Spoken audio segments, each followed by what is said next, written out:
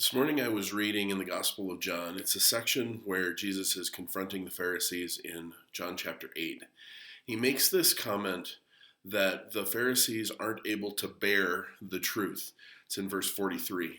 And so I was thinking about that, reading through some commentaries on it. The idea of something to bearing the truth isn't just that you're not able to understand it.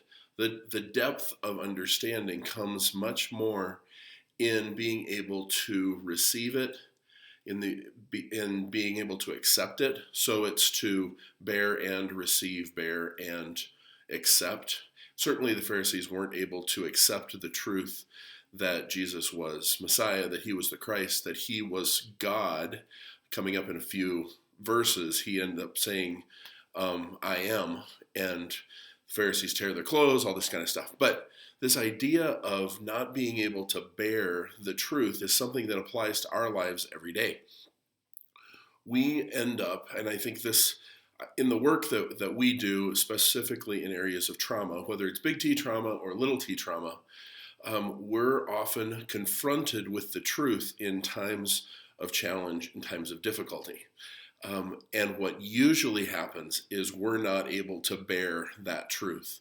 Let's take, for example, a childhood experience, and the trauma happens, whatever it is, falling out of a tree, breaking an arm, being in a difficult situation, even some of the more big T trauma type events.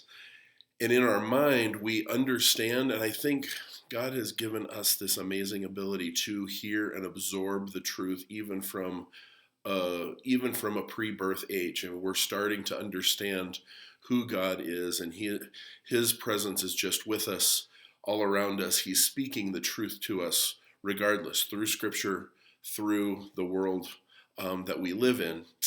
But in this moment of trauma, we have this conflict where the truth says God is love, for example, but the circumstances we're in don't understand that.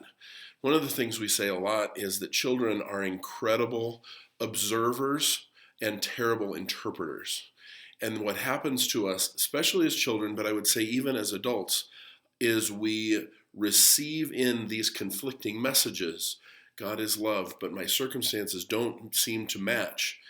And when we don't bear the truth, we don't receive the truth, then we end up finding another way to interpret that. We believe the lie that leads us down into a path. Well, if God says he is love, God is love, but my circumstances don't match up with that, so there must be something going on, and we end up falling into lies, whether that's I'm not worthy of love, whether that's condemnation. Oftentimes the slide that we go onto when we don't believe the truth is either towards guilt or towards control.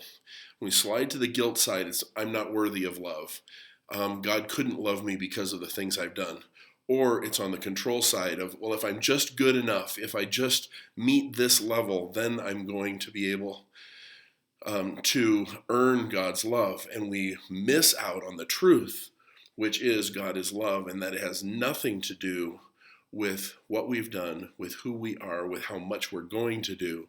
It's just a fact of life.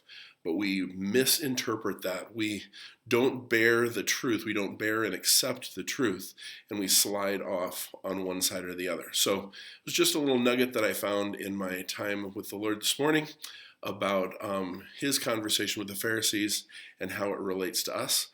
Hope it was helpful for you.